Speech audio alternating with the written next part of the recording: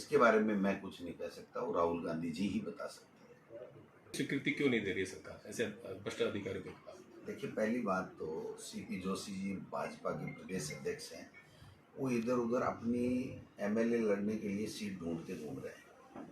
उनका बीजेपी को मजबूती से कोई लेना देना नहीं, क्योंकि बीजेपी ने 4.5 साल में कुछ काम किया ही नहीं। रहा सवाल की अभियोजन स्वीकृति का, आज तक के इतिहास में जितनी बीजेपी ने 5 साल में दी उतनी तो हमने 4 साल पहले ही दे दी थी। और हमारे यहाँ बड़े से बड़ा व्यक्ति भी एसीडी पकड़ रही है जो भ्रष्टाचार कर रहा है। आप देखिए, हमारे मेयर जयपुर की, उसके पति के खिलाफ किसने की? बीजेपी ने किया रेड। आप देखिए, बाबूलाल कटारा जो आरपीएससी का मेंबर था, वो हमारे नियुक्त किया हुआ था। क्या उसके ऊपर जो रेड पड़ी या उसको जो गिरफ्तार किया, क्या केंद्र की सरकार ने किया है?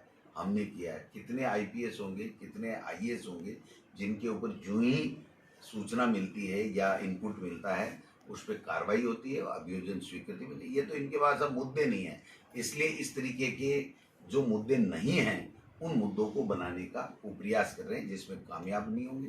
लोग कह रहे हैं आक्रोश यात्रा, मैं तो कह रहा हूँ जन आक्रोश तो इनके खिलाफ है कि 25 में से 25 सांसद होने के बावजूद 2 दफा, अब की बार 24 बीजेपी क्या है, क्या किया बता दीजिए, यहाँ के लिए क्या किया?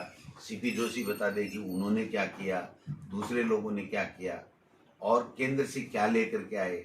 ईआरसीपी जो राष्ट्रीय परियोजना की बात थी उसका क्या हुआ? रतलाम बांसवाड़ा की ट्रेन का क्या हुआ? जो हमारी रिफाइनरी थी उसको किन लोगों ने लेट किया? हमारे जीएसटी का पैसा क्यों नहीं दे रहे हैं जो हमारे राज्य का हक है? तो ये सब सवाल देश के लोगों के पास में हैं, और अब लोग समझने लग गए कि ये लोग बात केवल और केवल राज करना चाहते हैं। फूट डोलो राज करो जैसे अंग्रेजों की नीति थी, उस तरह के ऊपर ये चलने की चेष्टा कर रहे हैं। हमेशा कहते थे कि सत्य को परेशान किया जा सकता है, पराजित नहीं किया जा सकता। हमारे हिंदुस्तान का लोकतंत्र बहुत मजबूत है और हमारी न्यायपालिका पे हमारे देश के लोगों को पूरा विश्वास है। सत्य की जीत हुई, न्याय मिला, और पुनः शेर देश की लोकसभा में जनता के मुद्दे उठाएगा। जो अडानी जी की सेल कंपनियों के 20,000 करोड़ की बात है, उसको लेकर के देश के प्रधानमंत्री जी से पुनः पूछेंगे।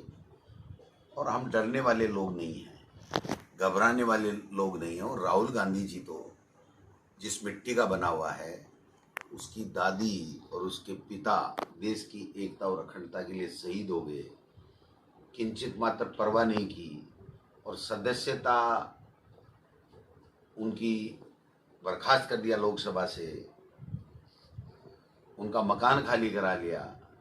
लेकिन उस शख्स ने एक ही बात कही कि देश के लिए मैं मर मिट सकता हूँ, देश के लोगों के लिए मैं आवाज़ उठाता रहूँगा, चाहे मुझे कितना भी परेशान किया जाए। तो न्यायपालिका ने अपनी और विश्वसनीयता गहरी की है, आज बहाल की है उनकी सदस्यता।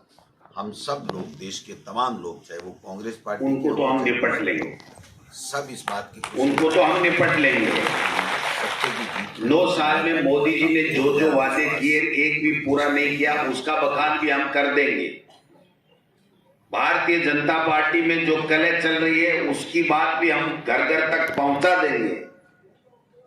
और राहुल गांधी जी ने 4000 किलोमीटर यात्रा करके जो देश और दुनिया में जो साबित कर दिया कि देश की आवाज बन करके मैं किसी से डरूंगा नहीं, घबराऊंगा नहीं, ये बात भी कोने कोने तक पहुंच चुकी है। लेकिन एक बात जो काम की बात है, मोदी जी की तरह मन की बात नहीं है, काम की बात यह है कि हमको उठ खड़ा होना होगा, एक होना होगा, सबको मिलकर के चलना होगा, कांग्रेस को मजबूत करना होगा, कांग्रेस की जय